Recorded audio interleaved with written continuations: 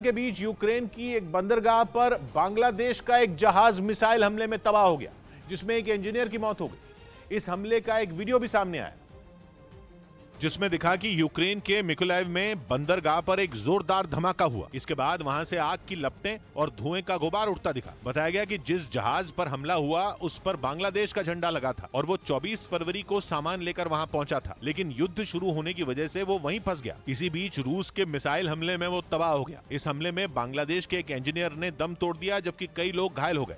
इस बीच ब्रिटेन के रक्षा विभाग ने दावा किया कि यूक्रेन की राजधानी कीव से रूस अब भी 30 किलोमीटर दूर है, जहां कब्जे के लिए रूस की सेना ताबड़तोड़ हमले कर रही है। ऐसी बमबारी दिन में ही नहीं, रात में भी जारी है, जिसका एक और वीडियो सामने आया।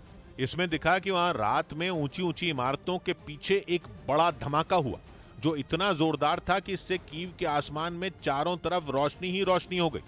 एक पल के लिए लगा कि कहीं दिन तो नहीं हो गया।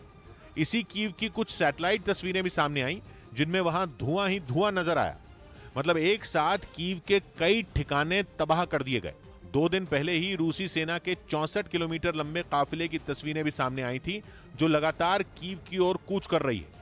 उधर यूक्रेन में हफ्ते भर से जुड़ी जंग में रूस ने खेरसोन पर कब्जा तो कर लिया, लेकिन उसके बावजूद शहर में युद्ध जारी है। खेरसोन के हाथ से जाने के बाद यूक्रेन की सेना दोबारा उसे पाने की लड़ाई लड़ रही है, और यही वजह रही कि वहां के फौजियों ने रूसी सेना के कुछ ट्रकों को फूंक डाला। जो तस्वीरें सामने आई उनमें साफ दिखा कि खेरसोन में अंधेरा होने को था, लेकिन उससे पहले ही यूक्रेन की सेना ने बीच सड़क पर खड़े रूस के 2 ट्रकों में आग लगा दी, जिसके बाद उनसे लपटें और धुआं उठता दिखाई दिया।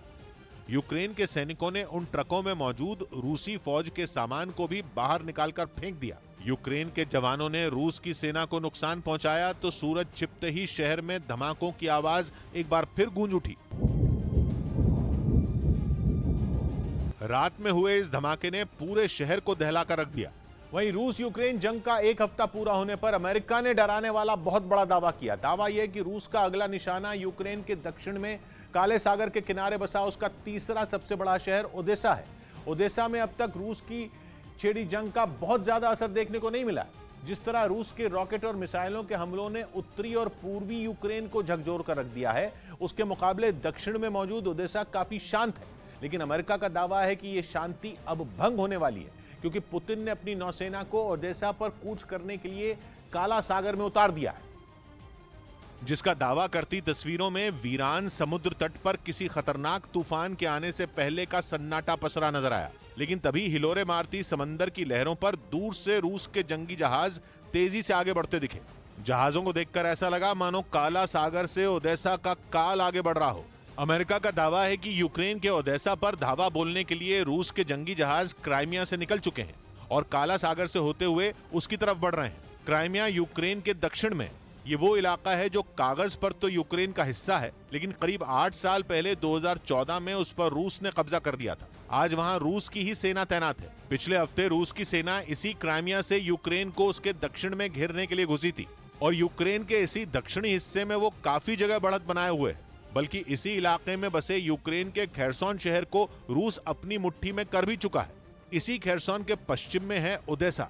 दोनों के बीच की दूरी 200 किलोमीटर के आसपास है। इसलिए अमेरिका का दावा है कि रूस की सेना का अगला टारगेट ओदेसा है। और तो और